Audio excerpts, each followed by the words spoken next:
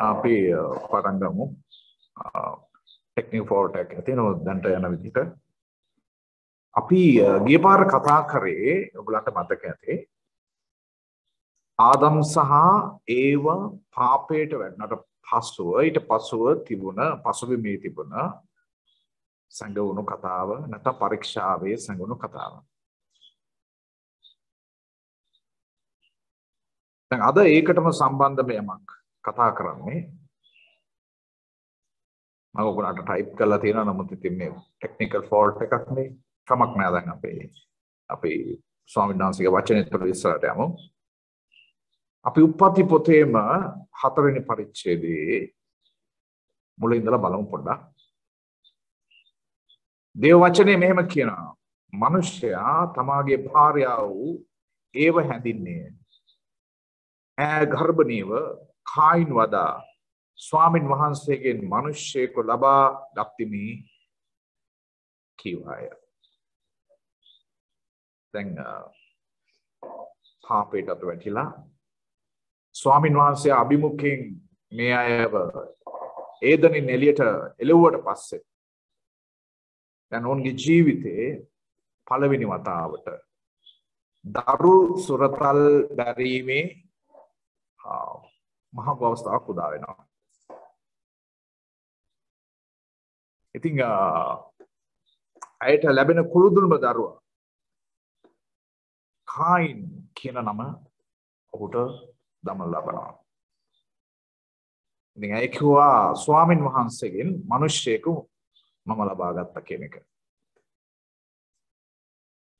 ඉන්පසුව දෙවනි පදයට ගියාපුවාම අපිට පේනවා ස්වාමීන් වහන්සේගේ වචනේ නැවත ඔහුගේ සහෝදරෝ ආබෙල් වැදුවාය. දැන් තව පිරිමි දරුවෙක් මේ පවුලට එකතු වෙනවා. පළවෙනිය කායින්, දෙවෙනියා ආබෙල්. ඉතින් ආබෙල් ලැබිලා බැටළු පාලකයෙක් වුණා. දෙවෙනියට උපන්න කෙනා එන්ඩේරේ ජීවිතේ. නැත්තම් බැටළුවන් බලා ගන්න පුද්ගලයෙක්. නමුත් කායින් ගොවියෙක් වුණා. ෆාමර් කෙනෙක්. වවන්නෙක්. ඉතින් මම විශ්වාස කරනවා මේ පවුලේ වැඩිමල් දරුවා තාත්තගේ අඩිපාරේ තමයි ගියේ කියන එක. එමකෝ උප්පත්ති පොතේ දෙවනි පරිච්ඡේදයේ 10 වෙනි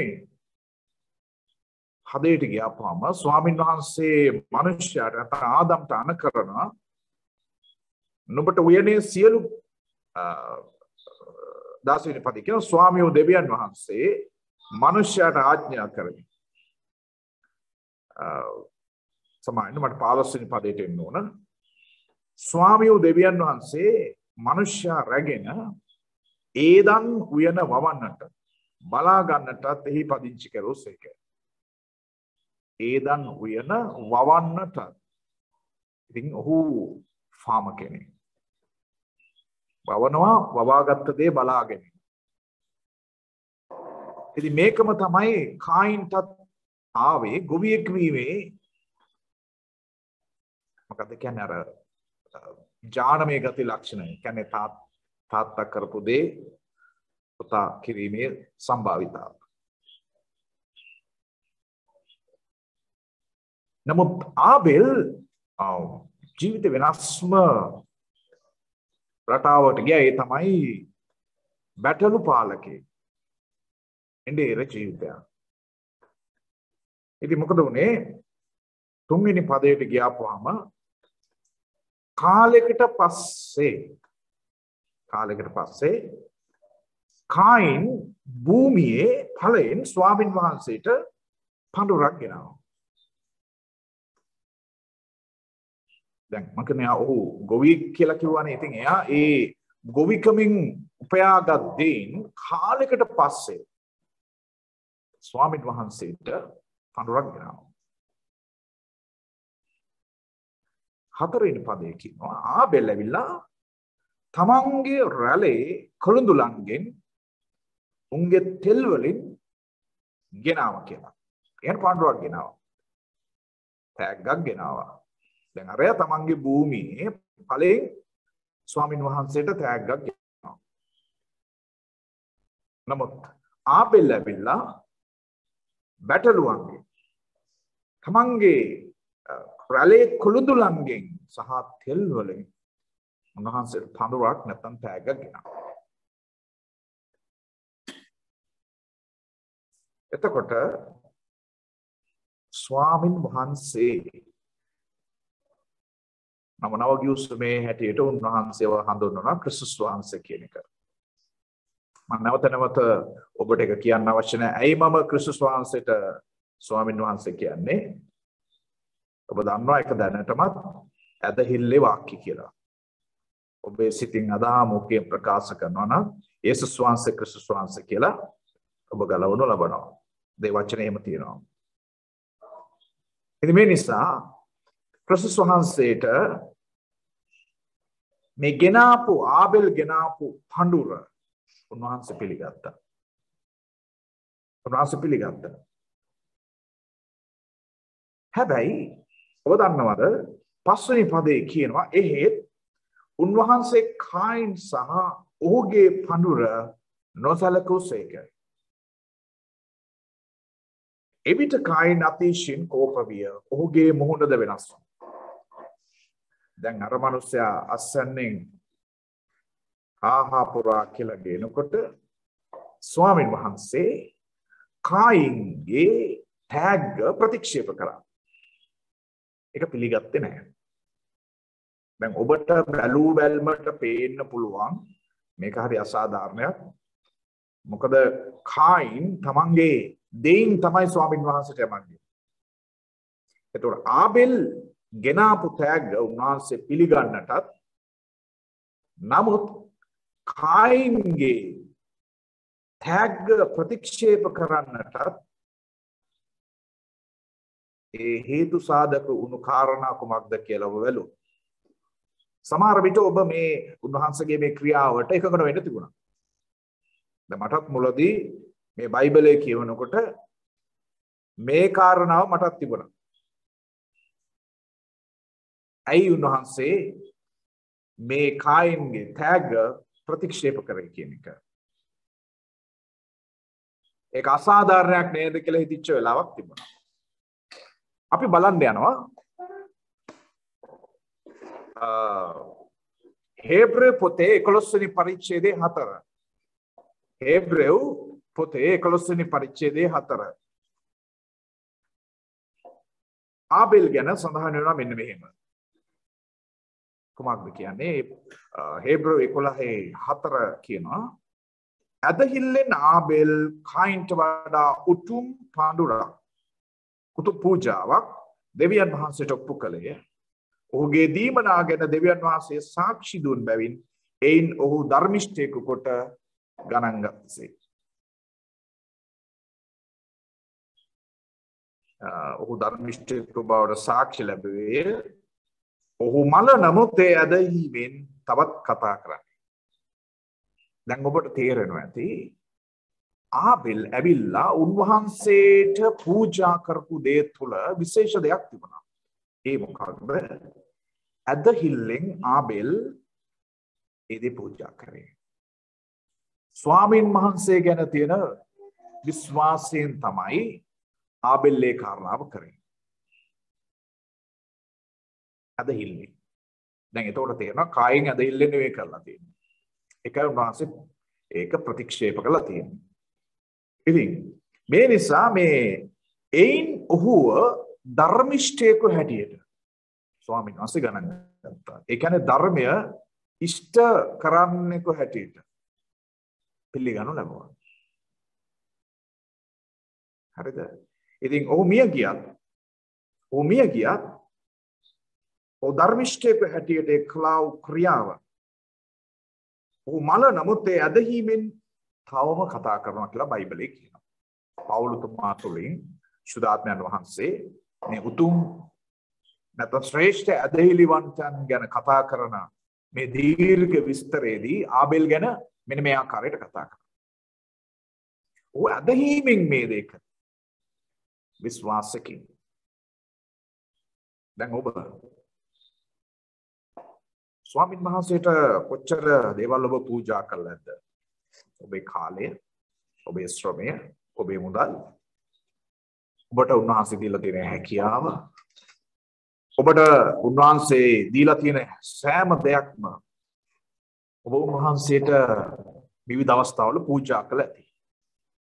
නමස්කාර, ප්‍රශංසාව, යාඥාවන් උන්වහන්සේ වෙනුවෙන් ඔබ ස්වාමීන් වහන්සේගේ වචන කියවන එක නැත්නම් ඔබ අනිත් අය සමග බෙදා හදා ගන්න එක මේ ආදී කාරණා බොහෝ කාර්යයන් ඔබ පූජා කළ ඇති. මේක හොඳයි. හැබැයි ප්‍රශ්න තියෙන්නේ ඔබ මේක ඇදහිල්ලෙන්ද කරේ? ඇදහිීමෙන්ද කරේ? උන්වහන්සේ කරේ විශ්වාසයෙන්ද කරේ? නැත්නම් තව කවුරු කියන නිසාද? නැත්නම් පාස්ටර් සන්තෝෂ කරන්නද? නැත්නම් ඔබ අසල්වැසියට පෙන්වන්න උවමනාවක් තියුණාද මම ආගමික ජීවිතයක් ගත කරන්නේ, මම ක්‍රිස්තියානි කෙනෙක්, නැත්නම් මම කතෝලික කෙනෙක්. එනිසා ආගමිකව ඔබ ඔවුන්ට පෙනෙන්නේ සේකලාද? ඇදහිල්ලක් නැතුව. කයින් කරා වගේ. කලකට පස්සේ ඇදහිීමක් නැතුව තමයි ස්වාමීන් වහන්සේට ඒ ප්‍රථම අස්වැන්න ගෙනත්. හැබැයි උන්වහන්සේ ප්‍රතික්ෂේප කළා. මොකද සිත දකින්න ස්වාමීන් වහන්සේ කැමති වෙන්නේ නැහැ ඒ ඇදහිල්ලක් නැතුව කරන්නා වූ ක්‍රියාවට. මම ඔබට ස්වාමීන් වහන්සේගේ වචනේ බෙදා ගන්න රෝම පොතේ 14 වෙනි පරිච්ඡේදයේ 23 වෙනි පදේ. නමුත් ඒක අන්තිම පදේ අන්තිම කොටස කියන්නේ ඇදහිල්ලෙන් නෝ සියල්ල පාපය. ඇදහිල්ලෙන් නෝ සියල්ල පාපය. තාම මාව ඩිසයිබල් ඒ නිසා මට මේ වචන ස්ක්‍රීන් එකේ දාන්න විදියක් නැහැ. මම ඉංග්‍රීසි බයිබලයේ සිංහලෙන් දෙකේම ටයිප් කරලා තිබුණේ. ඒ නිසා මොකක් කරේ අවුලක් තියෙනවා. හරි. කමක් නැහැ. දැන් කොහොම වුණත් අපි වචනෙට යමු. මෙතෙන්දී අපි තේරෙන දේ තමයි ධර්මිෂ්ඨ කොට ගණන් ගනු ලැබුවේ ආබෙල් ස්වාමීන් වහන්සේට ඇදහිල්ලෙන් ගෙනාවු පඬුර. ඉතින් කයින් සහ ඔහුගේ පඬුර උන්වහන්සේ සැලකුවේ කෑ කරේ නැහැ.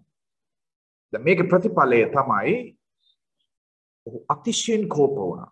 උද්දටම තරහ ගියා. මේ කාරණාවට ඔහු ස්වාමීන් වහන්සේත් එක්ක තරහ ගියා. එතකොට ඔහුගේ මුහුණ වෙනස් වෙන්න ගියා. ඔබ දන්නවා යම් කෙනෙක්ගේ කෝපය මනින්න පුළුවන් මූණේ. මුණ කැඩපත කියනවා නේද? යමෙක් කෝප වෙලා ඉන්නවනම්, යමෙක් බය වෙලා ඉන්නවනම්, යමෙක් ප්‍රීති වෙලා ඉන්නවනම්, යමෙක් කැළඹීමටපත් වෙලා ඉන්නවනම්, යමෙක් සැකෙන් ඉන්නවනම්, යමෙක් බය අදුකමෙන් ඉන්නවනම් ඕනම ෆීලිං එකක් මූණෙන් කියන්න පුළුවන්. දැන් මෙයාගේ මූණ වෙනස් වෙලා. දැන් මෙතෙන්දී ස්වාමීන් වහන්සේ කතා කරනවා කයින්ට. ස්වාමීන් වහන්සේ කතා කරනවා කයින්ට. හැබැයි ඔබ මතක තියාගන්න. කයින්ට කතා කරලා අහනවා ඔබ කෝපව සිටින්නේ මන්ද? නුඹේ මූණ වෙනස්ව තිබෙන්නේ මක් නිසාද? ඇයි ඔබ කෝප වෙලා ඉන්නේ? ඇයි ඔයගේ මූණ වෙනස්? ඇයි ඔයාට තරහා ගිහිල්ලා? ඇයි ඔයගේ මූඩ් එක අවුට්? අපි සාමාන්‍ය තව කෙනෙකුට එහෙම තරහා ගියොත් අපි එහෙම අහනවා. මොකද ඔයාගේ මූඩ් එක අප්සෙට් වගේ තරහා ගිහිල්ලා වගේ නේ. ඔයා මේ මොනාරි අප්සෙට් එකකින් ඉන්නේ. දැන් මේ වගේ ස්වාමින් වහන්සේ දැන් මේ මිනිස්යාගෙන් විමසනවා. ඔබේ කෝපයට හේතු කවරක්ද? මොකක්ද? හරිද? එතකොට ස්වාමීන් වහන්සේ කියනවා මෙන්න මෙහෙම. නුඹ යහපත කෙරෙහි නම් පිළිගනු නොලබන්නේද? ඔබ යහපත කරා නම් මම මේක පිළිගන්න තු ඉන්නවද? යහපත නොකරෙහි නම් පාපයේ දොරකට ළඟ සිටි. උන්වහන්සේ කියනවා ඔබ යහපත කරේ නැත්තම් පාපය දොරකඩ ගාව läගගෙන ඉන්නවා. නුඹ එය කෙරෙහි ආණ්ඩු කරන්නේ. දැන් මම විශ්වාස කරනවා උන්වහන්සේ මේ දොරකඩ කියන්නේ මේ ඔබගේ ගෙදර එලිපත්තේ දොරකඩ වෙන්න බෑ. ඔබේ හදවතේ එළියේ තියෙන දොර. දැන් ඔබ යහපත කරේ නැත්තම් මම යහපත කරේ නැත්තම් ඔබ දන්නවද අපේ හදවත එළියේ ඇතුල් වෙන්න බලාගෙන දෙයක් තියෙනවා. ඒ තමයි පාපය. පාපය නම් නොපනත්කමය. පාපය ගැන ගොඩක් නවගියුසුමේ තියෙනවා. නමුත් අපි හැමෝම දන්න වචනයක් තමයි පාපය නම් නොපනත්කම. පනත් කඩ කිරීම. දැන් අපි කලින් වතාවෙදි රෝම පොතේ කිව්වා ඇදහිල්ලෙන් නොවන්නා වූ සියල්ල පාපය. ඇදහිල්ලෙන් නොකරන හැමදේම පාපය කියන එක තමයි බයිබලයේ කියන්නේ. ඔබ ඉංග්‍රීසි භාෂාවෙන් බලන්න ඕනම භාෂාවකින් බලන්න කුමන භාෂාවෙන් බලව අර්ථය එකයි. මොකද ස්වාමින් වහන්සේ අදහස් කරන දේ එකයි. ඇදහිල්ලෙන් නොවන්නා වූ සියල්ල පාපය. හරි. දැන් එතකොට ඇදහිල්ලෙන් නෙවෙයි මේ පුද්ගලයා මේ දේ කරේ. කොමක් හරි හේතුවක් පෙරදරි කරගෙන ਉਹ මේක දෙවියන් වහන්සේට ගෙනත් දුන්නා මේ අස්වැන්න. නමුත් ඇදහිල්ලෙන් නෙවෙයි. උන්වහන්සේක ප්‍රතික්ෂේප කරා. නමුත් ආබෙල් ඇදහිල්ලෙන් ස්වාමීන් වහන්සේ කෙනේ පූර්ණ විශ්වාසකේ. උන්වහන්සේ ප්‍රසන්න කරන්න. ඔබ දන්නවා ඇදහිල්ල නැතුව උන්වහන්සේ ප්‍රසන්න කරන්න බෑ. ඔබට කොච්චර සුදුසුකම් තියනා වෙන්න පුළුවන්.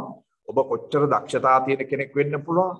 ඔබ ලෝකෙින් වටිනම කෙනා වෙන්න පුළුවන්. හැබැයි ඇදහිල්ල නැත්තම් දෙවියන් වහන්සේගේ වචනේ කියන හේබ්‍රේය පොතේ ඔබ 11 වෙනි පරිච්ඡේදයේ කියවලා ඇති.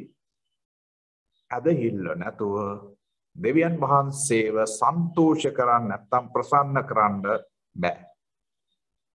දැන් ඒකයි උන්වහන්සේ මේ කුළුඳුල් දරුවා ගැන කැමති වුණේ නැහැ. ඔබ දන්නවා දැන් මේ ලෝකයේ පළවෙනිම අම්මයි තාත්තයි දෙන්නයි. ඉතින් එයාගේ කුළුඳුල් දරුවා කියන්නේ හරි වටින කෙනෙක්. ලෝක ඉතිහාසයේ අතිශයින් වටින කෙනෙක්. මේ තුන්වෙනියා. පළවෙනි ආදම්, දෙවෙනියා ඒව, තුන්වෙනියා කායි. මේ ලෝක ඉතිහාසයේ මානව ඉතිහාසයේ හරි වැදගත් චරිතයක්. දෙමව්පියෝ දෙන්නට ඒ කියන්නේ පළමු දරු ප්‍රසූතිය මුළු ඒ කියන්නේ පෘථිවි ඉතිහාසයේ මානව ඉතිහාසයේ පළවෙනි දරු උපත. චර ශ්‍රේෂ්ඨ දෙයක් දෙක. අනිත් ඒ කුළුඳුල් දරුවා. උන්වහන්සේට අයිති කුළුඳුල් දරුවා. නමුත් මේ කුළුඳුල් දරුවාගේ ත්‍යාග පිළිගත්තේ නැහැ. ඇයි පිළිගත්තේ නැත්තේ? ඔහු ඇදහිල්ලෙන් නොවේ ඒ කාරණාව කරේ. නමුත් දෙවනි දරුවාගේ ත්‍යාග උන්වහන්සේ පිළිගත්තා. මොකද ඔහු තුල යමක් උන්වහන්සේ ප්‍රසන්න කරන දේ තිබුණා. ඒ තමයි ඇදහිල්ල. ඒ තමයි ඇදහිල්ල. එහෙනම් මේ ඇදහිල්ල ඔහු ඇයි කායින් තුල තිබුණේ නැත්තේ? ආබෙල් තුල මේ දේ තිබුණා නම් කායින් තුල මේ ඇදහිල්ල නොතිබුණේ ඇයි කියනක ඔබට මේ ගැටලුවක් එන්න පුළුවන්. මොකද දේව වචනේ හැමතිස්සෙම අපි ඩීප්නස් එකට අරගෙන යනවා. ස්මූත්නස් නෙමෙයි අපි මේවා ඉගෙන ගන්න කලින් මේවා බයිබල් කතන්දර. මමත් මේ බයිබල් කතන්දර චූටි කාලේ ඉගෙනගෙන තියෙනවා. හැබැයි දැන් මේවා මට බයිබල් කතා නෙවෙයි. මේක ඇතුලේ ඩීප්නස් තියෙනවා. ගැඹුරු දේවල් තියෙනවා. දැන් අපිට මේ ප්‍රශ්න ඇයි මේ මනුස්සර ඇදෙල්ල තිබුණේ නැත්තේ? මේකට බයිබලේ උත්තරයක් තියෙනවාද? දැන් ඔබට කලින් එක් වතාවදී ප්‍රශ්නයක් තියෙන ඇති මට වගේම අනේ ආබෙල්ගේ තෑග්ග පියරගෙන ස්වාමීන් වහන්සේ ඇයි මේ පවුලේ කුළුදුල් දරුවගේ තෑග්ග ප්‍රතික්ෂේප කරේ කියලා. මම උත්තරය ආව අපිට ඒක. ඇයි ආබෙල් ඇවිල්ලා ඇදහිල්ලෙන් ප්‍රකාශ ඒ දේ දෙනකොට කායින් ඇදහිල්ලෙන් නෙමෙයි දීලා තියෙන්නේ. ඒ නිසා ඔහු ධර්මිෂ්ඨ කොට ගණන් නොලැබුණා. හැබැයි ඇදහිල්ලෙන් දුන්න කෙනාගේ තෑග්ග උන්වහන්සේ පිළිගත්තා. ඒක ධර්මිෂ්ඨකමක් ඇටියෙ. ඉඳ තාමත් අපි ඒක ගැන කතා කරනවා. මං කියන්නේ ඔබත් එහෙමයි. ඔබ යම් දෙයක් දෙනවා නම් ඔබ ස්වාමීන් වහන්සේගේ රාජ්‍යයට කාලය දෙනවා නම් මුදල් දෙනවා නම් ඔබේ දැනුම දෙනවා නම් ඔබේ සෑම වැදගත් ක්‍රියාවකටම හැම දෙයකටම මුල් තැන උන්වහන්සේට දෙනවා. හැබැයි ඒ දේ ඇදහිල්ලෙන් දෙනවා නම් අන්න ස්වාමීන් වහන්සේ සන්තෝෂ වෙනවා. මං කියන්නේ කවුරුත් කියන නිසා දැන් මම නම් ක්‍රිස්තුස් වහන්සේව අදහන්නේ කවුරුත් කියන ඉන්න. මේ මගේ තාත්තා මේ ක්‍රිස්තියානි පසුබිමක් නිසා මගේ තාත්තගේ පවුලේ කට්ටිය ක්‍රිස්තියානි පසුබිම නිසා මගේ පවුලේ සමහර පූජකයින් නිසා නැත්තම් මේ මම සන්තෝමස් විද්‍යාලයට ගියේ ක්‍රිස්තියානි පාසලක් නිසා ඒක කතෝලික පාසල. නමුත් ඒ නිසා හෝ මම මේ දෙවියන්ව සදාන්නේ. මට එහෙම කාලයක් තිබුණා ඉස්සර තිබුණා කවුරුත් කියන නිසා පල්ලි ගියා කවුරු කිව්ව නිසා බයිබල් කියුවා කවුරු කිව්ව නිසා යාඥා කරා මට තිබුණා මම නැහැ කියන්නේ. නමුත් දැන් ඇත්තට මම නැහැ. මට මේ අදහිල්ලෙන් මං ස්වාමින් වහන්සේ අල්ලගෙන ඉන්නේ. උන්වහන්සේ යමක් කරනවා නම් උන්වහන්සේගේ රාජ්‍යයට මම ස්වාමිනේ මං ඔබ උදෙසායි මේ දේ කරන්නේ. අද මේ වැඩසටහනත් මං උන්වහන්සේ උදෙසා කරන්නේ. දැන් උගුරු සන්තෝෂ ගන්න මේ මම සන්තෝෂ වෙන්න මගේ පවුලේ සන්තෝෂ වෙන්න මේ රටේ අය හොඳ අහගන්න නේ මම මේ පෙනී හිටලා මගේ දැනුම උන්වහන්සේ මට දීලා තියෙන ඔබ සමග බෙදා ගන්න. මොකද මගේ ස්වාමින් වහන්සේ ප්‍රීතිමත් වෙනවා නම් මේ කාරණාව උදෙසා අන්න මට හරි සන්තෝෂයි. ඇයි උන්වහන්සේ ප්‍රසන්නයි? උන්වහන්සේ දිහා බලාගෙන මේ කාරණාව කරන්නේ. මං කිව්ව මං ගැන. හැබැයි මම මේක ඉගෙන ගත්තේ මෙන්න මේ කාරණා තුල. ස්වාමීන් වහන්සේගේ වචනේ මේ එළදරව් තුලින් තමයි මේ පාඩම මගේ ජීවිතේටත් මම අවශෝෂණය කරගත්තා. එන ඔබ කල්පනා කරන ඇයි ආදම් තුල මෙයාකාර සිතක් තිබුණේ? අපි බලමු 1 යොහාන් 3 වෙනි පරිච්ඡේදයේ 12 වෙනි පදේ. ඔබ කවුරුත් අහලා තියෙන පදයක්. අපි යමු පෙරලගමු ස්වාමීන් වහන්සේගේ වචනේ 1 යොහාන් 3 වෙනි පරිච්ඡේදයේ 12 වෙනි පදේ. අපි පොඩ්ඩක් බලමු එතන කුමක්ද කියන්නේ කියලා. මෙන්න මෙහෙම කියනවා ස්වාමීන් වහන්සේගේ වචනේ. තමාගේ සහෝදරයා මරුවා වූද නපුරාගෙන්ද වූද කායින් මෙන් නොවෙමු. මෙන්න ස්වාමීන් වහන්සේගේ වචනේ කියන කායින් කොයි පැත්තද හිටියේ? කොයි පැත්තද හිටියේ? දෙවියන් වහන්සේගේ වචනේ කියනවා ඔබ දන්නවා කායින් ආබෙල්ව මරුවා. එතකොට මේ මිනි මරීම තුළ මිනි මරුවා තුළ තිබුණේ නපුරා. කවුද නපුරා? කවුද නපුරා? සාතන් නැත්නම් යක්ෂයා. අපි කවුරුද දන්නා නපුරා ඇවිල්ලා ෂයිතාන් නැත්නම් සාතන්. දෙවියන් වහන්සේගේ වචනේ කියනවා තමන්ගේ සහෝදරයා මරපු කායින් වගේ නොවෙමු. කායින් තුල ඇදහිල්ලක් තිබුණේ නැහැ. එනිසා ਉਹ ධර්මිෂ්ඨ නැහැ. හැබැයි උඩ පිටිපස්සේ එසේ නොවීමට හේතුවක් තියෙනවා. ඒ තමයි ඔගේ පිටිපස්සේ හිටියේ ආත්මයන්න් වහන්සේ නෙවෙයි අසුද්ධාත්මය. නැත්නම් නපුරා. නැත්නම් යක්ෂයා. කුමක් හින්දා ਉਹ මරුවේද? අහනවා මොකටද ආබෙල්ල මරුවේ? උන්වහන්සේගේ වචනේ පෙන්නනවා තමාගේ ක්‍රියා නපුරුව. අන්න උතුළු සුදුසුකමක් තිබුණා. ඔහුගේ ක්‍රියා නපුරුව තිබුණා. දැන් ක්‍රියා නිකන් නපුරු වෙන්නේ නැහැ. සිතේ ප්‍රකාරයෙන් මුකේ කතා කරන. ඒ ස්වංසෙමයි. ඔබේ සිතේ යම් ආකාරයක නපුරු අදහසක් නපුරු ක්‍රියාවක් තියෙනවා නම් ක්‍රියාවෙන් ඔක එළියට එනවා. කටෙන් ඇහෙන් අතින් පයින් හැමතැනින්ම එනවා. මොකද ඒ ඇතුලේ තියෙන දේ තමයි එළියට එන්නේ. ඒ ස්වංසෙමයි කිව්වේ. එතකොට නපුරු සිතක් ඔතන තිබුණ නිසා තමාගේ සිත නපුරු තිබුණා. හැබැයි ස්වාමීන් වහන්සේගේ වචනේ කරනවා තමාගේ සහෝදරයාගේ ක්‍රියා ධර්මිෂ්ඨව තිබුණ නිසා. ධර්මිෂ්ඨව තිබුණ නිසා. ධර්මයේ ඉෂ්ඨව තිබුණ නිසා. righteousness mind එකක් යාට තිබුණේ. හේතුව ඔහු අදහිල්ලෙන් නේද? ඔහු නිකම්ම ධර්මිෂ්ඨ වුණා නොවේ. ඔහු ධර්මිෂ්ඨ වෙන්න කාරණයක් තිබුණා. ඒ තමයි අදහිල්ල. ඒ නිසා ඔහුගේ අදහිල්ල ධර්මිෂ්ඨ කොට ගණගනු ලැබුවා. හරියට ආබ්‍රහම් තුමාගේ වගේ. දැන් ආබ්‍රහම් තුමාගේ ධර්මිෂ්ඨකම ගැන කතා කරන නම බයිබලයේ. නමුත් ඊට කලින්ම ආබෙල් තුමා උන්වහන්සේ ප්‍රසන්න කිරීම සඳහා මේ ඇදහිල්ලෙන් ලබා දුන් දේ නිසා උන්වහන්සේ ඔහුව ගණන් ගනු ලැබුවා ධර්මිෂ්ඨයෙක් හැටියට.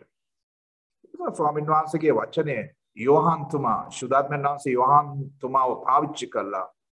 තාමත්ම අනර්ග රහසක් අපිට එළිද කරනවා. මොකක්ද රහස? කායින්ගේ සිත නපුරෝ තිබුණා. හැබැයි ආබෙල්ගේ සිත ධර්මිෂ්ඨව තිබුණා. ඔහුගේ ක්‍රියා ධර්මිෂ්ඨව තිබුණා. කතාව නෙවෙයි.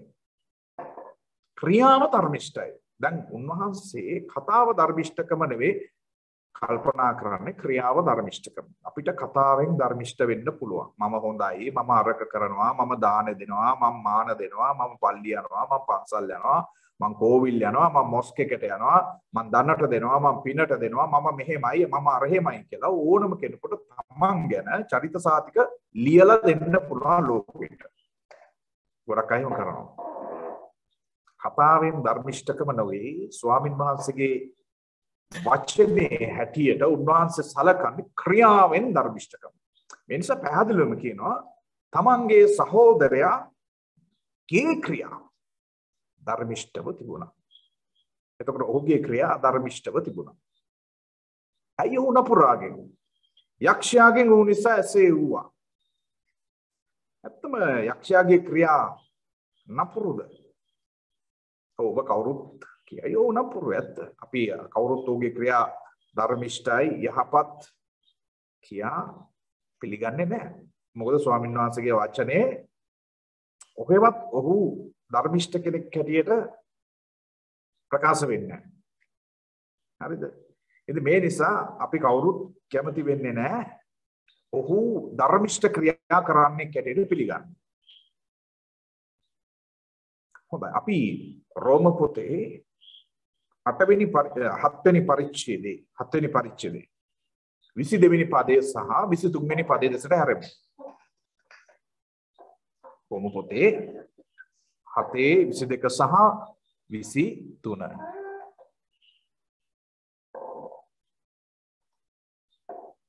මං කියන්නම් මක්නිසාද අභ්‍යන්තර මනුෂ්‍යයාගේ ප්‍රකාරයට මම දෙවියන් වහන්සේගේ ව්‍යවස්ථාවට ප්‍රිය වෙමි. දැන් මෙතන මිනිස්සු දෙනෙක් ගැන පවුලතුමා තොලින් සුදාත්මයන් වහන්සේ අපට අභ්‍යන්තර අතුරාන්ත මනුෂ්‍ය හැටියට පවුලතුමා කියනවා මම දෙවියන් වහන්සේගේ ව්‍යවස්ථාවන්ට මම ප්‍රිය වෙනවා. නැත්නම් උන්වහන්සේගේ ආඥාවන්ට නීති සංග්‍රහයට අපි දන්නවා ව්‍යවස්ථාවක් කියන්නේ නීති සංග්‍රහයක්. අපේ රටේ නීති සංග්‍රහයක් තියෙනවා. මම හිතන්නේ 20 වෙනි ව්‍යවස්ථාව දුක දාන්න කරන ව්‍යවස්ථාව කලින් තිබුණේ 19 ව්‍යවස්ථාවක් කියන්නේ නීති සංග්‍රහයක්. කෙටුම්පතක් නීති කෙටුම්පතක්. හොඳයි. එතකොට ස්වාමියෝ දෙවියන් වහන්සේ ගාවත් මේ ව්‍යවස්ථාවක් නැත්නම් නීති කෙටුම්පතක් තියෙනවා. හැබැයි අතුලාන්ත මිනිසයා මේ නීති කෙටුම්පතට උන්වහන්සේගේ කැමතියි. ඊළඟ පදේ කියනවා මගේ සිතේ ව්‍යවස්ථාවට විරුද්ධව යුද්ධ කරන්නා වූ මාගේ අවයව තුල තිබෙන පාපයාගේ ව්‍යවස්ථාව යටතේ මා වහල්කමට පමුණවන්නා වූ අන්‍ය ව්‍යවස්ථාවක් මගේ අවයව තුල තිබෙන බව මට පෙනේ. හැබැයි පාවුල්තුමා කියනවා ඒ වුණාට මම මගේ සිතේ ව්‍යවස්ථාවට විරුද්ධව නැත්තම් දෙවියන් වහන්සේගේ ව්‍යවස්ථාවට විරුද්ධව යුද්ධ කරනවා. මේ පදේ හොඳට අල්ලගන්න. සුදාත්මයන් වහන්සේ හරි ලස්සනට මේක පැහැදිලි කරනවා. මොකද්ද? මගේ සිතේ ව්‍යවස්ථාව නැත්තම් දෙවියන් වහන්සේගේ ව්‍යවස්ථාවට විරුද්ධව යුද්ධ කරන මගේ අවයව තුල පාපයාගේ ව්‍යවස්ථාව නැත්නම් යක්ෂයාගේ ව්‍යවස්ථාව නැත්නම් යක්ෂයාගේ නීති කෙටුම්පත තිබෙන බව. ඒක අන්‍ය ව්‍යවස්ථාවක්. වෙනස් ව්‍යවස්ථාවක්. දැන් මේ දෙක ගැලපෙන්නේ නැහැ. ස්වාමින් වහන්සේගේ ව්‍යවස්ථාවයි යක්ෂයාගේ ව්‍යවස්ථාවයි දෙක ගැලපෙන්නේ නැහැ. හොඳද? දැන් උන්වහන්සේට රාජ්‍යයක් තියෙනවා. යක්ෂයාට රාජ්‍යයක් තියෙනවා. ප්‍රශ්වාස මේක කිව්වා. යක්ෂයාට රාජ්‍යයක් තියෙනවා. උන්වහන්සේට යශෝදාත්මයන් වහන්සේගේ කාරණා කියලා අපහාස කරනකොට උන්වහන්සේ යක්ෂයාගේ රාජ්‍යයට විරුද්ධ යක්ෂයා ලේසින් ඉක්මනට විරුද්ධ වෙන්නේ නැහැ කියන එක. එතකොට යක්ෂයාගේ රාජ්‍ය නිකම්ම රාජ්‍ය නෙමෙයි. එතකොට එයාට ව්‍යවස්ථාවක් තියෙනවා. නීති කෙටුම්පත් තියෙනවා. දෙවියන් වහන්සේ රාජ්‍යකුත් තියෙනවා. උන්වහන්සේට නීති කෙටුම්පතුත් තියෙනවා. හැබැයි මේ දෙකට ඇලි වෙන්නේ නැහැ. ගැළපෙන්නේ නැහැ. මම පාවුල්තුමා කියනවා මේක අපිටත් පොදුයි. ඔබටත් පොදුයි මටත් පොදුයි. මේක පාවුල්තුමාට විතරක් අපි බැර කරන්න බෑ. හැම මිනිසියෙකුටම අඩු වැඩියෙන් මේ සිතේ ව්‍යවස්ථාවක් තියෙන. ඒක දේව ව්‍යවස්ථාවට කැමතියි. හැබැයි ප්‍රශ්නේ තියෙන්නේ මේ දේව ව්‍යවස්ථාවට විරුද්ධව යුද්ධ කරන පාපයාගේ නැත්නම් යක්ෂයාගේ ව්‍යවස්ථාව අපේ ශරීරයේ අවයවයන් වල තියෙනවා. ඇහි, කනේ, මොලේ, අතේ, පයේ, අරකේ මේක ඔක්කොගෙම තියෙනවා. අවයව කිව්වොත් ඔක්කොම. ඉතින් යුද්ධ කරන මාගේ අවයව තුල තිබෙන යුද්ධ කරන්නේ ඒක සටනක් තිබෙනවා. ඒ දෙක අතර සටනක් තිබෙනවා. දෙක අතර සටනක් තිබෙනවා. සෙනෙවන්තේ. එතකොට සෙනෙවන්තේනේ ඔබ තේරුම් ගන්න ඕන කාරණාව තමයි දැන් මේ ව්‍යවස්ථාව යටතේ තමයි කායින් ඉඳලා තියෙන්නේ. මොකද පාපේ නම් නොපනත්කම. පනත් කඩ කිරීම. කාගේ පනත්ද? ස්වාමින් වහන්සේගේ පනත් ආඥාවන් කඩ කිරීම. හරිද? ඉතින් වැඩේ තියෙන්නේ උන්වහන්සේගේ ආඥාවන් ප්‍රකාරයට. උන්වහන්සේ කෙරේ ඇදහිල්ලෙන් විශ්වාසයෙන් දුන්න පඬුර උන්වහන්සේ පිළිගත්තේ ඒක ආඥාවක් ආරක්ෂා කරන හා සමානයි. ඒක ධර්මිෂ්ඨකම. එනිසා තමයි උන්වහන්සේ කායින්ගේ පඬුර ගැන සැලකුවේ. කායින්ගේ පඬුර ගැන සැලකුවේ. ඒක උන්වහන්සේ කිව්වේ නුඹ යහපත කරා නම් ඒක පිළිගන්නේ නැතුව මං ඉන්නේ නැහැ. හැබැයි ඔබ යහපත කරේ නැත්නම් මතක තියාගන්න පාපය දොරකඩ läගගෙන ඉන්නවා. ඒ විතරක් නෙවෙයි ඒකේ ආශාව නුඹ කෙරේ වෙනවා. හැබැයි නුඹ ඒ කෙරේ ආණ්ඩු කරන්න යනවා. දැන් පාපෙකුත් පාපය නිකම් පාපේ ලෝකෙ නෑ. ඒකට පිටිපස්සේ කෙනෙක් ඉන්නවා. පාපය. දෙවනාංශික වචනේ කියනවා පාපයාගේ වහල්ලු නොවෙල්ලා කියලා නවගියුස්සුම තුන. එනම් පාපයා ස්වාමීන් වහන්සේගේ ආඥා කඩ කරන්න, උන්වහන්සේගේ කාරණා නොසලකන්න, උන්වහන්සේට විරුද්ධව සිටින්න මේ ආදී මේ දේ කරන යක්ෂයාට නීති කෙටුම්පතක් තියෙනවා. එකක් නෙවෙයි ਉਹ නීති බහුගානක් ඇති උට.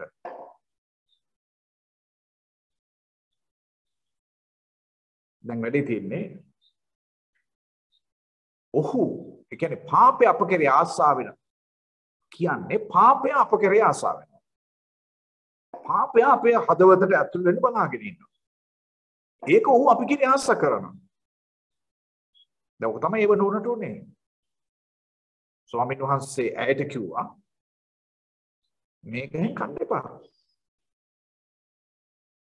ඔයනේ මැද තියෙන යහපත සහ නපුර දැනගන්න පුළුවන් ගහෙන් කන්න එපා කාව දවසට උඹලා නැහිනවා. අපි ගියවර කතා කරේ ඒක.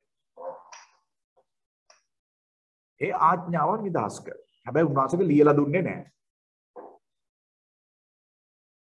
උන්වහන්සේ වාචිකව ඉදිරිපත් කරේ. ඒක ආදම්ට ඉදිරිපත් කළා තිබුණේ. අපි ගියවර ඒක කතා කරා. මේ කියන්නේ ගැඹුරින් එතකොට මිනිස්සුන්ට මේ ආඥාව නිදහස් කළා කියනකොට අද ඒක ආඥාව නිදහස් කරන උන් මේ වෙලාවෙ කැඩුවේ නැහැ ඒක. මම කියන්නේ කාලයක් යන්නේ නැති. හැබැයි එතකම් හදවතට ඇතුල් වෙන්න යක්ෂයා මාන බලාගෙන ඉන්න. මොකද ඔහු අදත් එහෙමයි දෙවියන් වහන්සේගේ වචනේ කියන කවුරු ගිලින්දෝ කියලා අර වටේ කැරකෙන සිංහෙන් කවුරු ගිලින්ද? කාවද ගොදුරු කරගන්නේ? කාවද මට බයිට් කරගන්නේ? මගේ ක්‍රමයට හරව ගන්න පුළුවන් කවුද? නැත්තම් අවුරුසුමේ යක්ෂයා ගොරවන සිංහෙක් වගේ අර කවුරු ගිලින්දෝ කියලා වටේ කැරකෙනවා කියලා ලියවෙන්නේ නැහැ. ඌ එසේ නොකරනවා.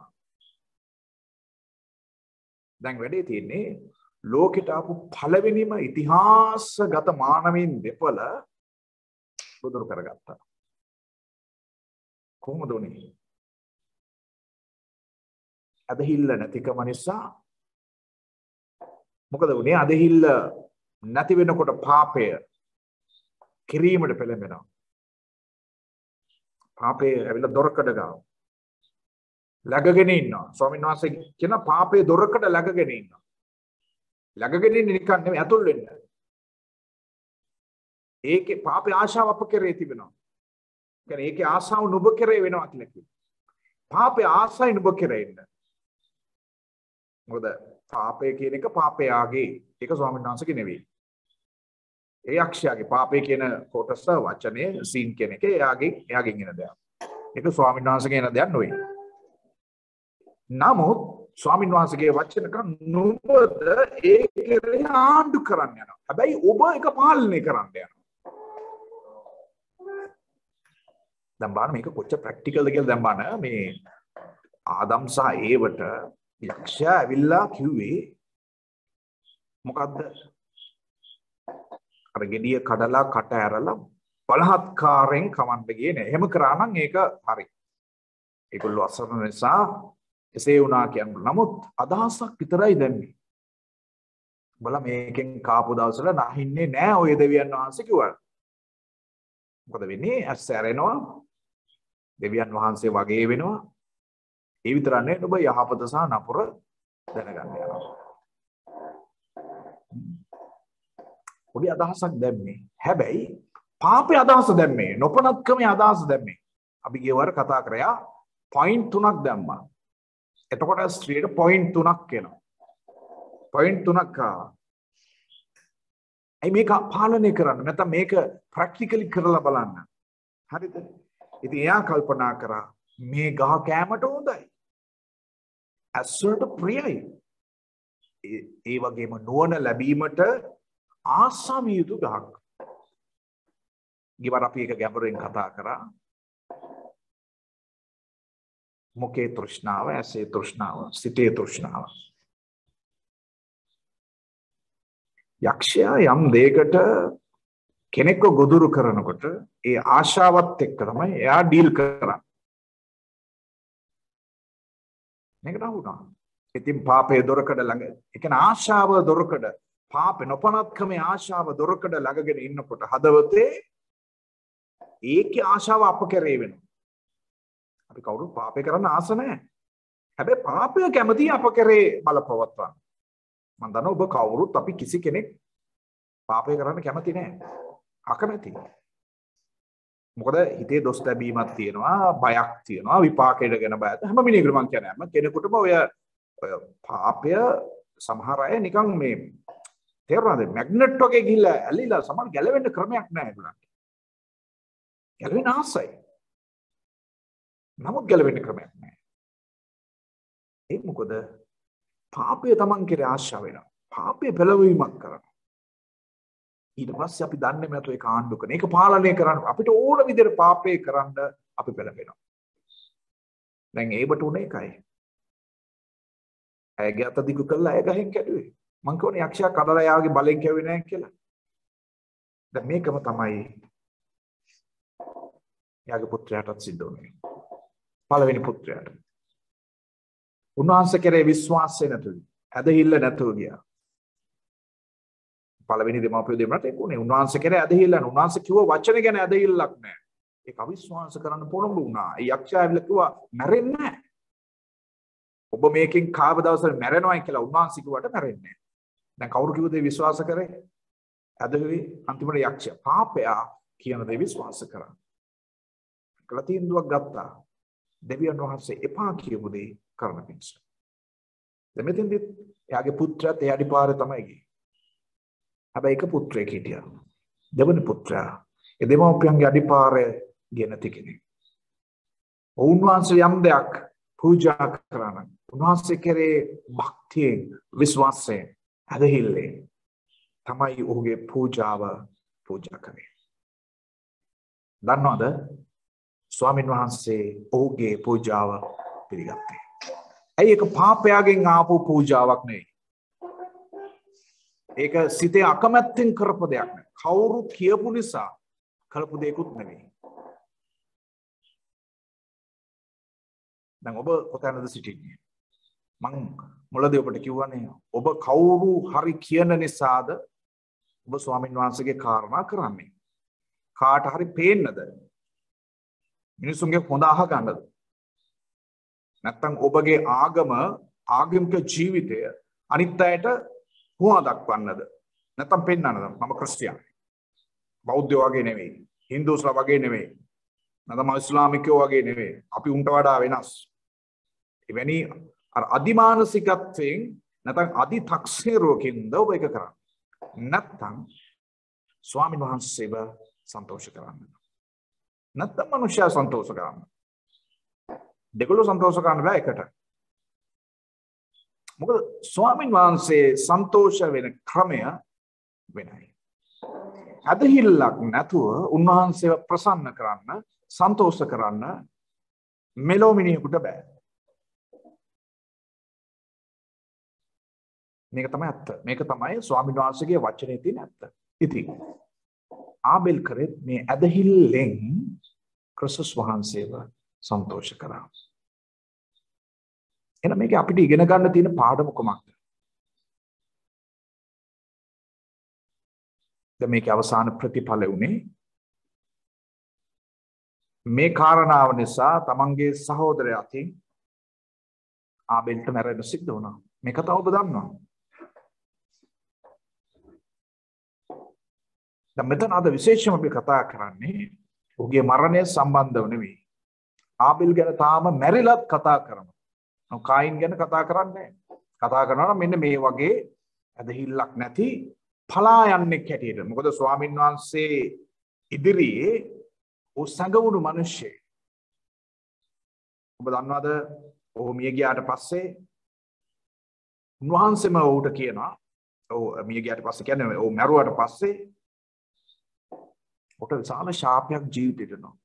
ඒ ඇදහිල්ලේ නොවන්නා වූ සියල්ල පාපය නිසා විපාකයක් පිටිපස්සේ ලැබගෙන එනවා. ඉතින් මේකේ ඔහුට අත්විච්ච තාමත්ම අවාසනාවන්ත තමයි ඔබ භූමිය වගා කැබෙමියා ගොවින්නේ.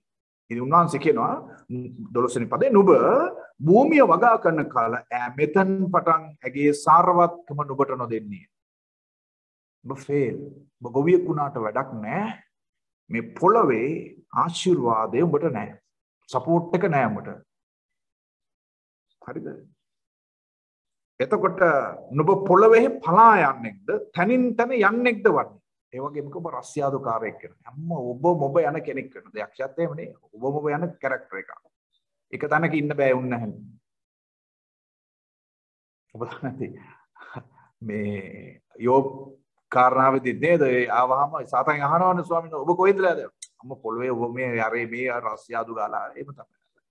ඒ වගේ තමයි යක්ෂයාගේ පැත්ත ගත්තාම වෙන්නේ ජීවිතේ නන්නත්තර වෙනවා. අරමුණක් නැතු වෙනවා. ඔබ මොබ යනවා. සිත එහෙමේ යනවා. සිතත් එක්ක කඳත් එහෙමේ යනවා. එතකොට මිනිස්සුන්ට අර මානසික ඒකාග්‍රතාවයේ ආත්මික ඒකාග්‍රතාවයේ කාරණා ගිලිහිලා යනවා. එක දෙයක් හරියට කරගන්න බැරි වෙනවා. ඒ සිත එහෙමේ යනවා, කඳත් එහෙමේ යනවා, එහා සමානයි. දැන් මේ මනුස්සයාට එහෙම පොළවේ තනින් තන පලා යන මිනිහ රස්යාදුකාර ජීවිතය. දැන් ඔහු ඊටමත් අසරණතාවයටපත් වෙනවා. ඔහු උන්වහන්සේ අභිමුඛයේ සංගවෙන මිනිහෙක් වාට. ඒ ඔහුම කියනවා මමද ඔබ වහන්සේ ඉදිරියේ සංගවෙන්නේ කියලා. ඔබ බලන්න 17 වෙනි පදේ ඔබ වහන්සේ අද දවසේ මා භූමි තරන් එලවලා දැම්මා. මම ඇවිල්ලා ඔබ වහන්සේ ඉදිරියේ සංගවෙනවා. මම ඒ විතරක් නෙවෙයි පොළවේ පලා යන්නෙක් සහ තනින් තන යන්නෙක් වෙනවා. බලන්න ඔහු වැටිච්ච තැන. සෙනෙවන්තනේ අපි යම් දෙයක් පූජා කරනකොට අපි ස්වාමින් වහන්සේට කාලය වෙන්න පුළුවන්, මුදල් වෙන්න පුළුවන්, ඔබගේ ආඥා වෙන්න පුළුවන්, ස්වාමීන් වහන්සේගේ වචනය වෙන්න පුළුවන්. ඔබ කිනම් හෝ දෙයක් උන්වහන්සේගේ රාජ්‍ය වෙනුවෙන් කරනවා නම් ඔබ ඒක ඇදහිල්ලෙන් කරන්න. උන්වහන්සේ ප්‍රසන්න කරන්න බලාගෙන කරන්න. එතකොට තමයි අනිත් පැත්තට උන්වහන්සේ ඔබව පිළිගනු ලබන්නේ.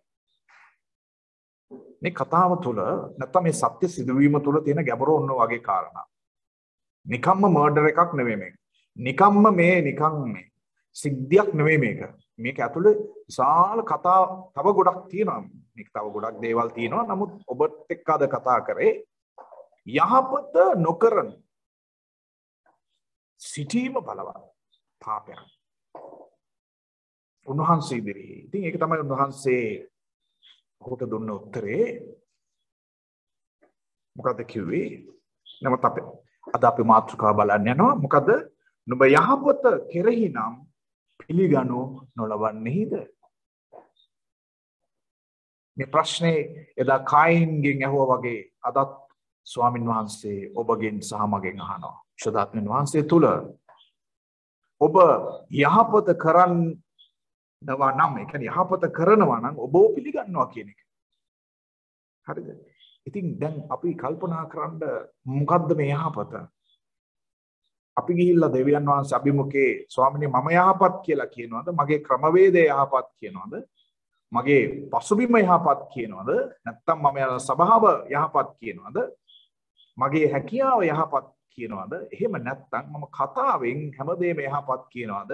එසේ නැත්නම් උන්වහන්සේගේ ආඥාවන් තුළ පැවතිලා ක්‍රියාවන් යහපත් ලෙස කරන පිණිස උන්වහන්සේට දකින්න සලස්වනවාද? දැන් ඔය කලින් ස්වාමීන් වහන්සේට පොරොන්දුවක් වුණේ එහෙමනම් දෙවියන් වහන්සේ වචනේ කියන්නේ නේද? ඔබ වහන්සේට මම බැටළුවන්ගෙන් මගේ පළමු ඔතු ගෙනත් දෙනවා කියලා කලින් පොරොන්දුවක් වුණා නම් කියන්න තිබුණා. හරිය ගිය අවුරුද්දේ ආබෙල් මේක කියා තිබුණා. දැන් මේක ඉෂ්ට කරා. හැබැයි කිසිම අඩුම ගන්න මං හිතන්නේ එයාගේ දෙමව්පියෝ දෙන්නවත් මේක දන්නේ නැහැ. හැබැයි ඔහු තනි තීන්දුවක් ගන්නවා. ස්වාමීන් වහන්සේට ඇදහිල්ලෙන් පඬුරක් පූජා කරන්න. ඒක උන්වහන්සේ සලකනවා. ඒක උන්වහන්සේ ධර්මිෂ්ඨ කොට ගණන් ගන්නව ලබනවා. ඒක මම කිව්වේ අද ගොඩක් වෙලාට මේ කිතුණු අයට තියෙන ප්‍රශ්නයක් තමයි අපි මෙච්චර දෙවියන් වහන්සේට දෙනවා. කාලේ දෙනවා, අපි පල්ලි යනවා, අපි ඉරිදා පල්ලි යනවා, සෙනසුරාදාට යනවා. එහෙම නැත්නම් අපි යාඥා මෙහෙවන්න වලට යනවා, අපි උත්සව තියනවනේ ඒ ආකාරයේ වගේ දේවල් වලට යනවා. ඒයි දෙවියන් වහන්සේ අපිට වුන්කම් දෙන්නේ නැත්තේ. ඇයි අපිට මෙච්චර මේ අහේනේ? ඇයි අපේ ජීවිත මේ උන්වහන්සේ ප්‍රතික්ෂේප කරලා දැනෙනවා කාලයක් යනකොට. එතකොට තමයි. හැබැයි උත්තරය ඇවිල්ලා ඔබ ඒ දේ කලේ ඇදහිල්ලෙන්ද? නැත්තම් අර මං කිව්වා වගේ කවුරු පුද්ගලෙක් සන්තෝෂ කරන්නද ඔබ මේ දේ කරේ? කාගේ හරි හොඳක් අහන්න දා බ්‍රදර්, ඔයා පරිශෝක, ඔයා නියම ක්‍රිස්තියානි කාරෙක්, ඔයා ඒක අහන්නද ඔබ කරේ? මම කරේ දේ. එන නිෂ්ප්‍රයෝජනයි. අද බොහෝලාට අපේ ක්‍රිස්තියානි ජීවිත, කතෝලික ජීවිත අපිව යක්ෂා මේ තම ධර්මිෂ්ඨකම බිල්ට් අප් කරගන්න නැත්නම් ඒක වර්ධනය කරගන්න තමයි ඕවගේ සපෝට් කරනවා. ඉතින් අපි හරිය කැමති අපේ ධර්මිෂ්ඨකම වර්ණනා කරන්න. අපි මෙහෙමයි, මම මෙහෙමයි, මගේ මෙහෙම දේවල් තියෙනවා, මම මෙහෙමයි කියලා. ඉතින් අර ලොකු කතන්දර ගොඩක් අපි සමාජයට දෙනවා ගිහිල්ලා. හැබැයි කතාවේ ගොඩාක් කතාවෙන් තමයි තියෙන වැඩි තියෙන ක්‍රියාව අප්සෙට්. හැබැයි ස්වාමීන් වහන්සේ ඇදහිල්ල ක්‍රියාවෙන් තමයි බලන්නේ. ක්‍රියාව නැති ඇදහිල්ල මැරිලා. ක්‍රියාව නැති ඇදහිල්ල මැරිලා. ඔක මගේ කතාවක් එහෙම නෙවෙයි. ඔබ යාකෝබ් පොතට ගියාපුවාම අපි බලමු යාකෝබ් පොතේ තාමත් පැහැදිලි කරන දෙවෙනි පරිච්ඡේදයේ 14 වෙනි පදේ. යාකෝබ් 2:14. මාගේ සහෝදරනි, තමාට ඇදහිල්ල ඇතයි යමෙක් කියන නමුත් ක්‍රියාවල් නැත්තම් මොන ප්‍රයෝජනයක්ද? ඒ ඇදහිල්ල නිසා ඔහුට ගැලවෙන්න පුළුවන්. එහෙනම් ඇදහිල්ල කියන එක කතාවට සීමා වෙන දේවල් නෙවෙයි. ක්‍රියාවට සීමා දුන්න. ඔබ ක්‍රිස්තුස් වහන්සේ කෙරේ අදහන කෙනෙක් නම් ඔබ උන්වහන්සේ විශ්වාස කෙනෙක් නම් උන්වහන්සේට කැප වුණා වූ කෙනෙක් නම් උන්වහන්සේට ආදරේ නම් ඇත්තටම ඔබ ක්‍රියාවෙන් ඔබ පොකල්ලා පෙන්වන්න ඕන. කතාවෙන් හරියන්නේ නැහැ.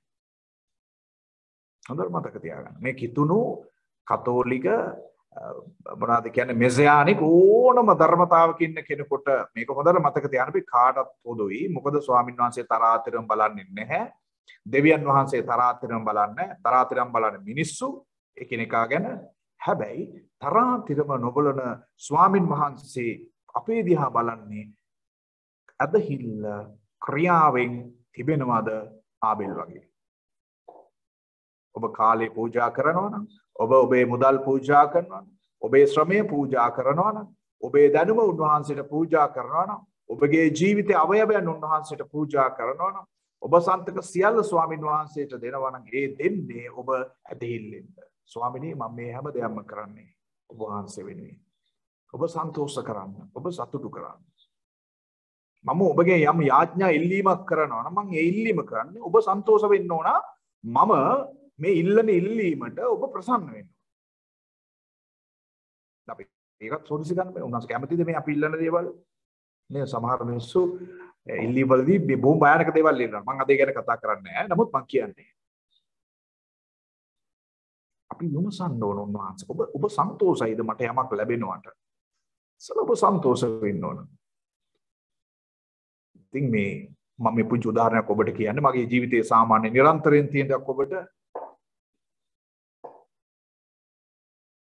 මේ ළඟදී මට අලුත්ම කැමරාවක් උන්වහන්සේ ලබා ගන්න කරුණාව දුන්නා. මගේ පරණ කැමරාව තිබුණා. ඉතින් ඊට වැඩිය මට තව එකකට යන්න ආසාව තිබුණා. ආසාව තිබුණාට මම ස්වාමීන් වහන්සේට යාඥා කරා. මං කිව්වා ඔබ වහන්සේ කැමති නම් මගේ පරණ කැමරා විකුණලා මට මේ අහවල් එක ගන්න මට කරුණාව දක්වන්න. හැබැයි ඔබ කැමති නම් විතරයි. ඔබ අකමැති නම් මට මේක එපා. කොච්චර වටිනාකම වුණා කොච්චර මට අවශ්‍යතාවය තිබුණත් මට එපා. මම පරණ දෙන්න වැඩ කරගෙන යන්නම් ස්වාමිනී. මට මේකට ඔබ කැමති නම් විතරක් දෙන්න. ඉතින් මම මගේ පරණ කැමරාව ඊට කලින් විකුණන්න දාලා තිබුණා. කවුරුත් නෑ ගන්න. ඔක්කොම තුට්ටු දෙකට තමයි ඉල්ලන්නේ. ඔක්කොම ඇවිල්ලා බාගින් කරනවා. මම ගොඩක් පාවිච්චි කරෙත් නෑ ඒක. නමුත් බාගින් කරන ලංකාවේ හැටින එක. ඉතින් මම අර විදිහට යාඥා කළා දවස් 2යි ගියේ. මම නොහිතන ගානකට ඒක දෙන්න මගේ ඉලක්කයටත් වඩා මම හිතාගෙන හිටපු ගානටත් වැඩිය ලොකු ගානකට ඒක කෙනෙක් ඇවිල්ලා ගෙදෙට්ටම ඇවිල්ලා මිලදී ගත්තා. ඉතින් ඊළඟ දවසේ මම හරි සන්තෝෂයි. මම අර උන්වහන්සේගෙන් ඉල්ලපු දේ ගිහිල්ලා මම මිලදී ගත්තා. මම මේකෙන් ඔබට කියන්න වෙන මොකුත් නෙවෙයි. උන්වහන්සේ විශ්වාස කරගෙන ඔබ යම් දේවල් ගැන නලංගු වෙනකොට නැත්නම් ඒ කාරණාවල ඔබ අඩංගු වෙනකොට ක්‍රියා කරනකොට උන්වහන්සේ අනිත් පැත්තට ඔබට උත්තර දෙනවා. අපි අමාරුයි කියලා හිතන දේවල් උන්වහන්සේ ලේසි කරනවා. මගේ ශක්තිය මම මේ දේ කරන්නම් කියලා මම උපායශීලීව ක්‍රියා කරනම් මගේ කැමරාව තාම මාගාව. මට අලුත් එකකට යන්න හැකියාවක් ලැබෙන්නේ අප්ග්‍රේඩ් වෙන්න වෙන්නේ නැහැ මට. මේ උදව්ව ලැබුණේ මගේ ධර්මිෂ්ඨකම නිසා නෙවෙයි. මට පැය ගණන් වරු ගණන් දවස් ගණන් යාඥා කළා නේ. මම බොහොම කෙටි කාලයක් උන්වහන්සේ කරතේ. බොහොම මං හිතන්නේ දවස් 2ක් 3ක් ඉතා කෙටි වෙලාවක් මං කිව්වා ස්වාමීනි ඔබ ප්‍රසන්න නම් විතරක් මට මේක දෙන්න. නැත්නම් එපා. ඔබ අකමැති වෙලා මට යමක් ලැබිලා වැඩක් නැහැ. මට ලැබෙන හැම දෙයක්ම ඔබ කැමති වෙන්න ඕන. මොකද ඔබ සන්තෝෂ නැත්නම් මට එකකින් වැඩකුත් නැහැ. මම මේක උදාහරණයක් ඔබට කිව්වේ මේ මගේ ධර්මිෂ්ඨකම එහෙම නෙවෙයි. මම උන්වහන්සේ ඉදිරියේ මම කොහෙන්ද ඉගෙන ගත්තේ? දෙවියන්වහන්සේ වචනේ. මේ ආබෙල්ලා වගේ මිනිස්සුන්ගේ මම ඉගෙන ගත්තා. මම ඒගොල්ලන්ගේ පරමාදර්ශයට ගත්තා. තවත් අය ඉන්නවා ඒ වගේ. ආබ්‍රහම්, දානියෙල්, එතකොට මෝසෙස් මේ වගේ ගොඩාක් අය ඉන්නවා මේ උන්වහන්සේ ප්‍රසන්න කරපු අය. උන්වහන්සේ සන්තෝෂ කරපු චරිත. ඉතින් මම මේ පොඩ ෆලෝ කරනවා. මොකද හොඳ චරිතනේ. ෆලෝ කරාට පාඩුවක් නෑ මට. ඒ මොකද හේතුව මට ගොඩාක් ඒ අයගෙන් ආත්මික පාඩම් තියෙනවා ඉගෙන ගන්න. මොකද මම තාම වර්ධනය වෙන කෙනෙක්. තේරුණාද? මම මරණ කල්ම මගේ ජීවිතේ ගොඩාක් තියෙනවා මට ඉගෙන ගන්න දේවල්. ඉතින් මම කිව්වේ මේක පාඩමක් කොයි මම ඉගෙන ගත්තා. ඉතින් සෙනෙහවන්තේනි අපි පුරා පැයක් තිස්සේ අපි කතා කරේ මේ ආබෙල් සහ කාන මේ ඔහුගේ සහෝදරයාගේ කතාව තුළ අපේ ජීවිතයට කොච්චර දෙයක් ලබා ගන්න පුළුවන්. ඒ නිසා මම ඉතා යටහත්ව මම ඔබගෙන් ඉල්ලා සිටින ඔබ යම් දෙයක් ක්‍රිස්තුස් වහන්සේ උදෙසා ඔබ කරනවා නම් ඇදහිල්ලෙන් විශ්වාසයෙන් ඒකට බැහැලා කරන්න කවුරුත් සන්තෝෂ වෙන්න කරන්න එපා. අඩුම ගානේ ඔබලගේ පාස්ටර්පස් සන්තෝෂ වෙන්න ඒ කරන්න එපා. මොකද එයා සන්තෝෂ වුණාට වැඩක් නැහැ. ස්වාමීන් වහන්සේ අසන්තෝෂ වුණා. මම කවුරුටවත් මේ දොස් කියනවා නෙවෙයි. කවුරුත් හෙලා දකින්නවත් නෙවෙයි. මොකද අපි පුරුදු වෙලා ඉන්න එක සිස්ටම් එකකට. යක්ෂයා කැමති ඒ සිස්ටම් එකට. අපි මිනිස්සුව සන්තෝෂ කරනවා. හැබැයි දෙවියන් වහන්සේව සන්තෝෂ කරන්නේ නැතිකොට. ඒ යක්ෂයා බොහොම සන්තෝෂයි. මොකද ඌට හරි ලේසි ඔහුගේ ව්‍යවස්ථාව අපේ ඇඟට ඔබන්න. නමුත් උන්වහන්සේ කැමති නැහැ අපිට යක්ෂයාගේ ව්‍යවස්ථාව නැත්නම් නීති පද්ධතියක් තුළ අපි ක්‍රියාත්මක වෙනවා. එතකොට අර දොරකඩ හිටපු පාපේ අපේ ඇතුළට ගිහිල්ලා එක අපි ඒක පාලනය කරන්න පටන් ගන්නවා. දන්නේ නැතුව ඒව නෝනට සහ ආදම් තුමාට වුණා වගේ සහ යාගේ වැඩිමහල් පුත්‍රයාට වුණාසේ. මේ චරිත තුන ඉගෙන ගන්න. අදහන්න එපා ඉගෙන ගන්න. මේ චරිත තුන කොතනද වරද්දගත්තේ? ඇයි දෙවියන් වහන්සේ අභිමුඛයෙන් පලා යන්න සිද්ධ වුනේ? දැන් බලන්න. ආදම් තුමාට දෙවියන් වහන්සේ ඉදිරිය පලා යන්න සිද්ධ වුණා. ඒව තුමියටත් සිද්ධ වුණා. ඇඟිමුත්තන් සෙල්ලම් කරා. හැබැයි දෙවියන් වහන්සේ අභිමුඛයෙන් එළවලා දැම්මා. උයනොත් දෙලියේ. දැන් වැඩිමහල් දරුවටත් ඒ සෙපේම තමයි වුනේ. අයි අදහිල්ලෙන් නොවන්නා වූ කාරණා කරන්න ගිහිල්ලා උන්වහන්සේ ඉදිරියේ පලා යන්නෝ සංගවෙන්නෝ බවට පත් වුණා. හැබැයි අනිත් දරුවට ඒ නපුර ආවේ නැහැ. ඇයි ඔහු තුල තිබුණ වටිනා දෙයක්. ක්‍රියාකාරී ඇදහිල්ල. උන්වහන්සේව සන්තෝෂ කළා වූ මිනිස්සෙක්. ඇදහිල්ල නැතුව දෙවියන් වහන්සේව සතුටු කළ නොහැක. මේක තරයේම ඔබ ඇතුළාන්තය කවඩා කරගන්න. මනුෂ්‍යෝ සන්තෝෂ කරන්න තවදුරටත් වෙහෙස නොවි කාලය කැප නොකර ක්‍රිස්තුස් වහන්සේව නැත්නම් අපගේ ස්වාමින් වහන්සේව එහෙම නැත්නම් අපේ දෙවියන් වහන්සේව ප්‍රසන්න කරන්නේ කොහොමද කියලා ඔබ නිරන්තරයෙන්ම සෝදිසි කරලා බලන්න සහ ඒකේ ක්‍රියාත්මක වෙන්න කතාවට විතරක් සීමා කරගන්න නැතුව එවිට බලන්න ඔබගේ පූජාව ස්වාමින් වහන්සේ පිළිගන්නේ නැද්ද? උත්තර දෙන්නේ නැද්ද කියලා බලන්න. ඔබ ඉල්ලන යාඥාවලට ක්ෂණික පිළිතුරු දෙන්නේ නැද්ද කියලා බලන්න. එහෙම නොවේ. ඔබ යම් ප්‍රමාදයක් තියනවා නම් යම් කිසි ආකාරයක පසුබස්මක් තියෙනවා. කොතනක ඔබට වැරදි තිබෙනවා. මම විශ්වාස කරනවා ඒ වරදිනවා නම් වරදින්න තියෙන හොඳම හරිය තමයි ඇදහිල්ල එක්ක මදකම එහෙත නොමැතිකම. එනම් මිත්‍රෝනේ අද පුරා පැයක් ශුද්ධාභ්‍යන් වහන්සේ අපිට කතා කරා මේ අනාරක පණිවිඩේ. මම විශ්වාස කරනවා ශුද්ධාභ්‍යන් වහන්සේ මේක ඔබ අතුලාන්තේ ගබඩා කරලා ඇදහිල්ලේ ක්‍රිස්තුස් වහන්සේ ප්‍රීතිමත් කරන්න පුළුවන් චරිතයක් ඇටියට උන්වහන්සේ ඔබව රැක බලා ගනි පරිවර්තනය කරයි කියලා. ඔබට ජීසපීතයි. හොඳයි මම ඔබ වෙනුවෙන් මේක සම්මාදා විචාර වෙනුම යාඥා කරනවා මාත් එක්ක එක්සිට් වෙමු. ස්වාමින් වහන්සේ අද දවසට ස්තුතිවන්ත වෙනවා.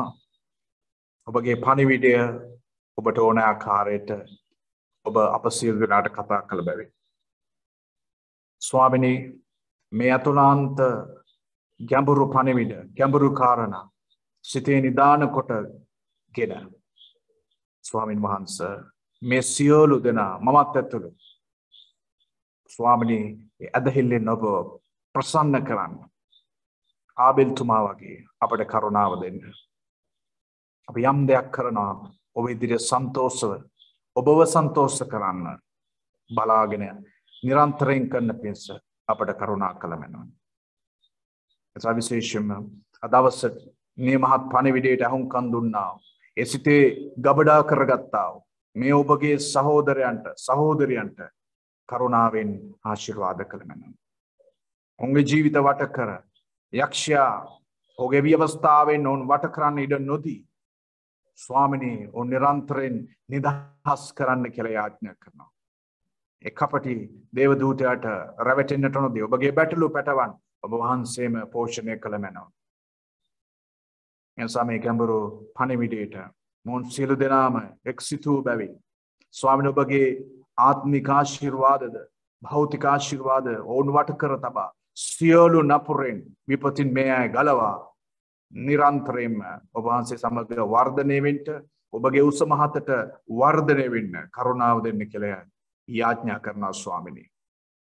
මේ නිසා මේ යාඥාව ඇසූ නිසාත් මේ පණිවිඩයට ඔබ වහන්සේ අපට ලබා දුන් නිසාත් මේ යාඥාවට උත්තර ලැබෙන නිසා ස්තුති කරමින් මේ සෑම කාරණාවක්ම හැදහිල්ලෙන් ඔබ වහන්සේට භාර කරනවා පූජා කරනවා ඔසවනවා. අපේ තියෙන ධර්මිෂ්ඨකමක් හොඳක් වටිනාකමක් නිසා නොවේ අපේ එකම ධර්මිෂ්ඨ දෙවියන් වහන්සේ වන ස්වාමී වූ ක්‍රිස්තුස් යේසුස් වහන්සේගේ උතුම් වූ ජීවමාන නාමයෙන් ආමේන්. Praise the Lord. අවස්ථාවේ